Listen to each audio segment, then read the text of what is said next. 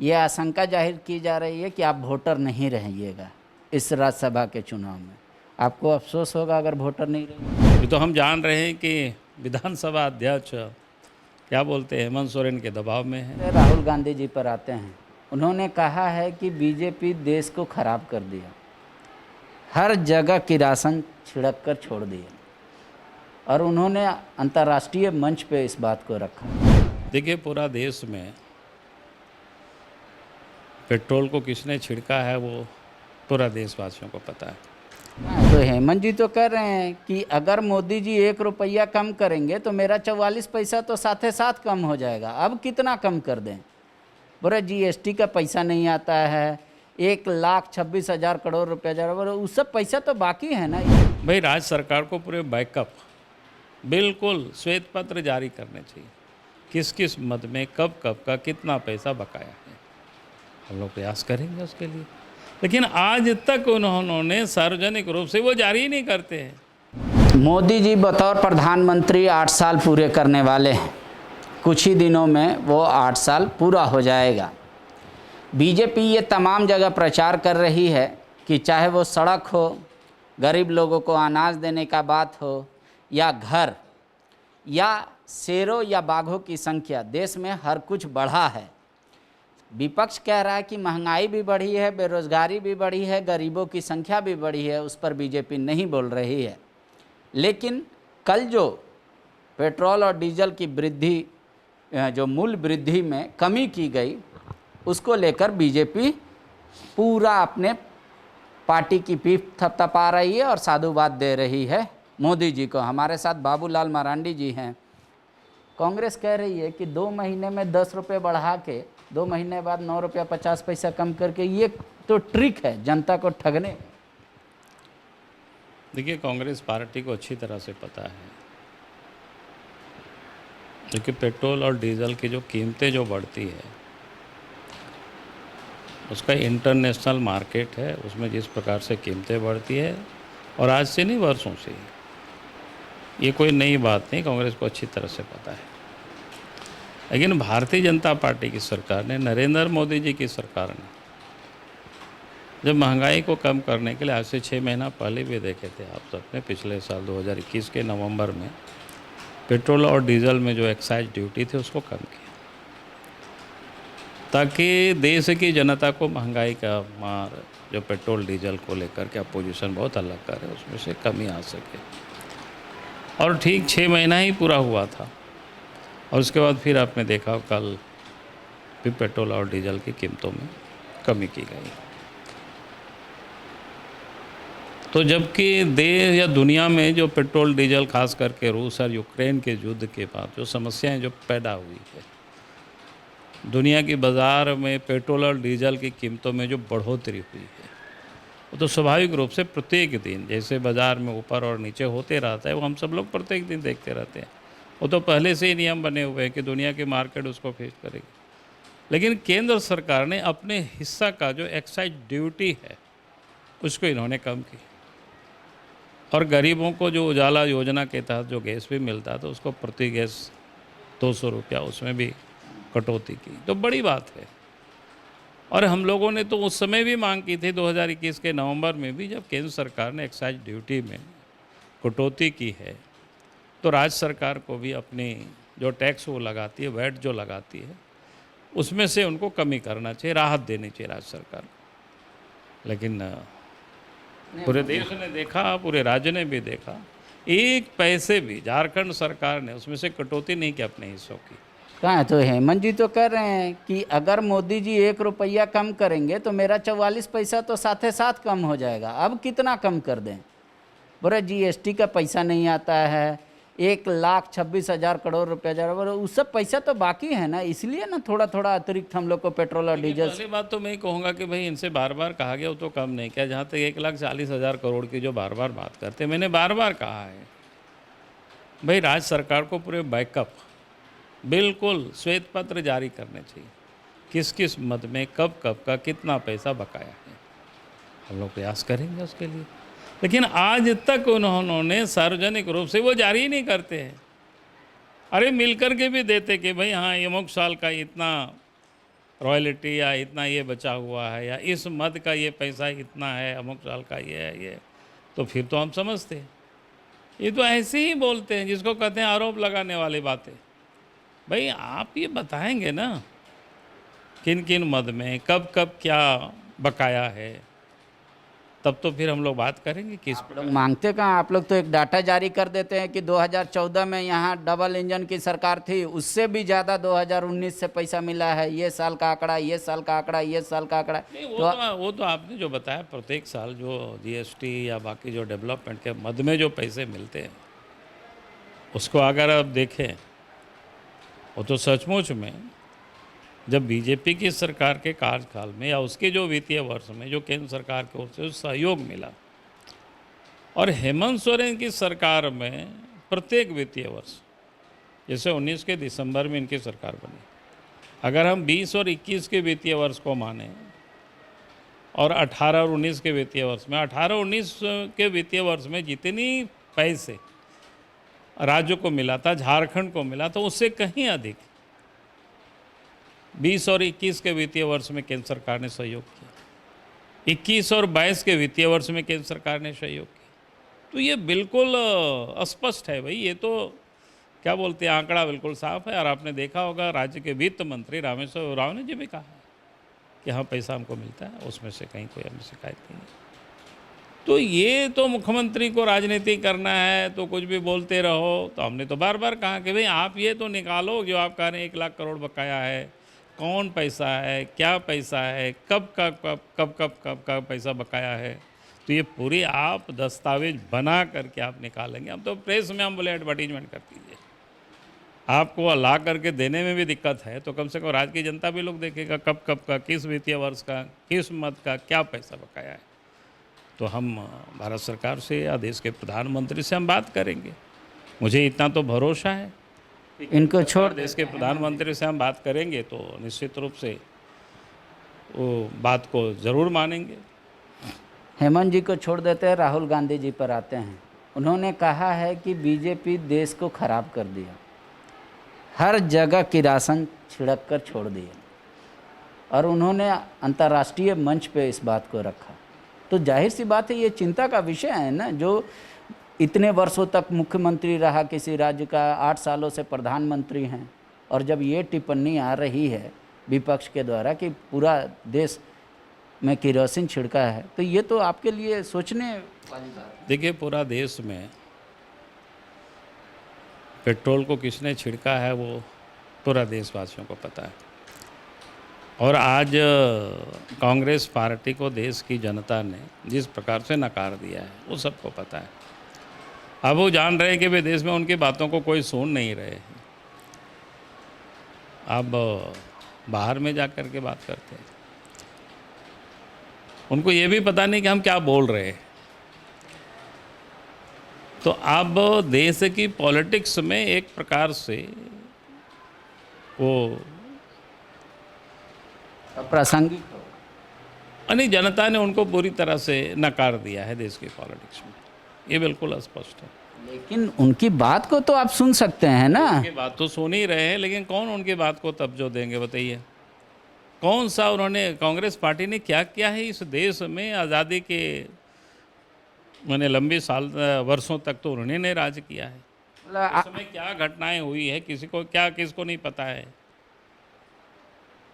राहुल गांधी जी कहते हैं, सोनिया जी कहती हैं कि देश में आईआईटी हमने दिया, आईआईएसएम हमने दिया, इसरो हमने दिया, रेलवे हमने दिया। तो इस तरीके का बहुत सारा एयरपोर्ट दिए। आज जब देश आज़ाद हुआ था 3 आदमी मिला के 1 मीटर कपड़ा नहीं होता था, आज देश में एक आदमी के पास 3-3 मीटर से अधिक कपड़ा है। तो बोला ये सब योगदान कांग्रेस का भूल गई देश। देखिए, पहली बात मैं कह रहा हूँ कि उस समय आपने कहा कि ये दिए वो दिए, हमें कहाँ कह रहे उन्होंने नहीं दिया वो सब चीज़ें, उससे तो कोई नहीं कह रहा है। ये मैंने कह रहा हूँ कि अगर उस समय कितने आईआईटी थे, आज कितना है, उस समय देश में कितना एक एम्स था। जब केंद्र में भारतीय जनता पार्टी के नेतृत्व में सरकार बनी, पहले अटल बिहारी वाजपेयी जी के नेतृत्व में सरकार बनी तो देश में 6 एम्स बने, आज तो 14 या ऐसा कुछ 15 बन गए। तो कहने का अर्थ है कि हम लगातार आगे बढ़ी है। उस समय देश के अंदर में कितना एयरपोर्ट थे, आज कितना है, कितना यात्री आज लोग यात्रा कर रहे हैं। तो विकास की अगर उस समय देश के अंदर में कितना मेडिकल कॉलेज थे, आज कितने मेडिकल कॉलेज बना इन 8 वर्षों के अंदर में।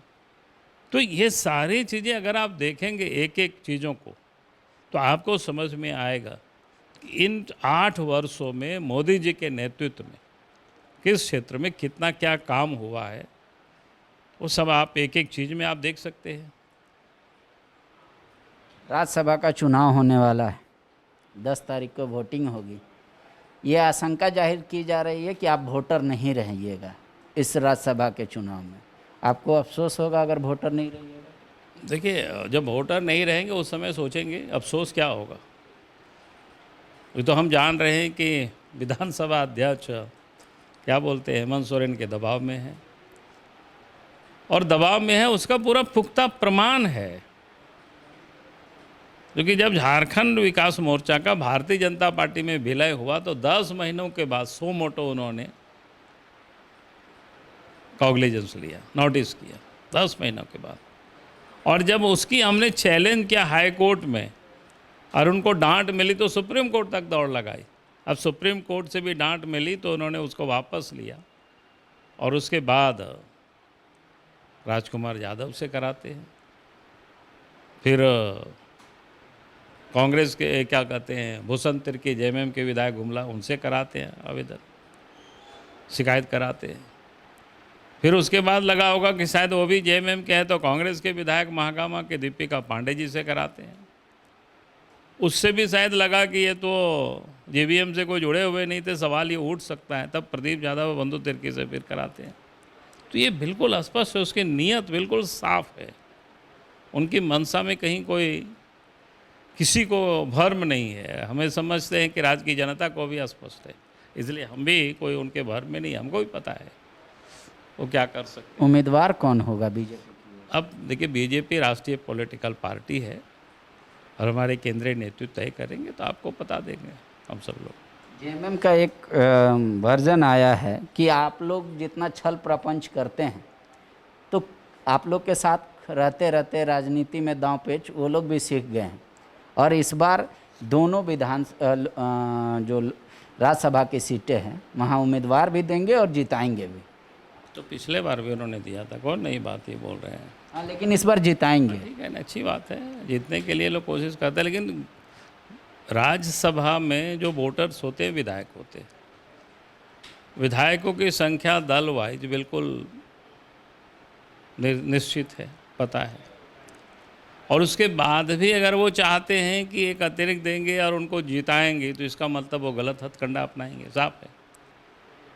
लेकिन वो सफल नहीं होंगे, ये बातें उनको आप सब लोग बता देना। एक आखिरी सवाल ले लेते हैं। मुख्यमंत्री पे आजकल आप ज़्यादा हमलावर हैं, पता नहीं आप फेसबुक ट्विटर ज़्यादा यूज़ कर रहे हैं या आपको सिर्फ अब हमेशा हेमंत जी ही नज़र आते हैं। कल उन्होंने अधिकारियों को दिशा निर्देश दिया कि किसी भी हाल में अवैध उत्खनन बर्दाश्त नहीं करेगी सरकार, कार्रवाई होगी। आप उस पर भी मजाक बना दिए, तंज कसने लगे। ये मतलब सरकार को आप नहीं चाहते कोई अच्छा काम करे? अरे अच्छे काम करके दिखावे। हमने तो कहा कि भाई आप धनबाद में जिस प्रकार से कोयला का लूट है, और जिस समय वहाँ के एसपी को जब उन्होंने पदस्थापित किया, उनका पिछले ट्रैक रिकॉर्ड को मैंने देखा तो हमने मुख्यमंत्री को पत्र लिखा था। हमने कहा जो एसपी इतनी अक्षम हो,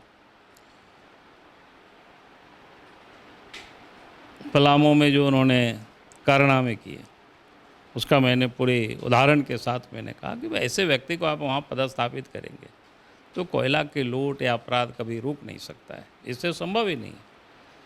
आप वैसे वैसे व्यक्ति को जगह जगह पर आपने पदस्थापित किया और आप उससे चाहते हैं कि अच्छे काम होंगे, ये आप किसको आभार मार रहे हैं भाई? तो ये बात तो हम बोलेंगे ही ना। जिसके ट्रैक रिकॉर्ड अभी आपने देखा कि यहीं पर डीसी है, चार्जशीटेड है, बेल पर है, केस उनके ऊपर है, हाई कोर्ट ने उनको टिप्पणी की, उनके ऊपर कई एक ज़मीन को क्या बोलते हैं स्टेशन पाने का आरोप है। सरकार के पदाधिकारी ही क्या बोलते हैं कमिश्नर ने ही जांच करके रिपोर्ट सबमिट किया हुआ है। हमने उस रिपोर्ट को पढ़ा भी है। हाई कोर्ट ने उसको डांट भी लगाई कि ऐसे ऐसे पदाधिकारी अगर पदस्थापित रहेंगे और हेमंत जी माइक में या मीडिया को ये बताएंगे कि अगर कोई गड़बड़ होगा तो अफसर को छोड़ेंगे नहीं। भाई किसको आप समझा रहे हो?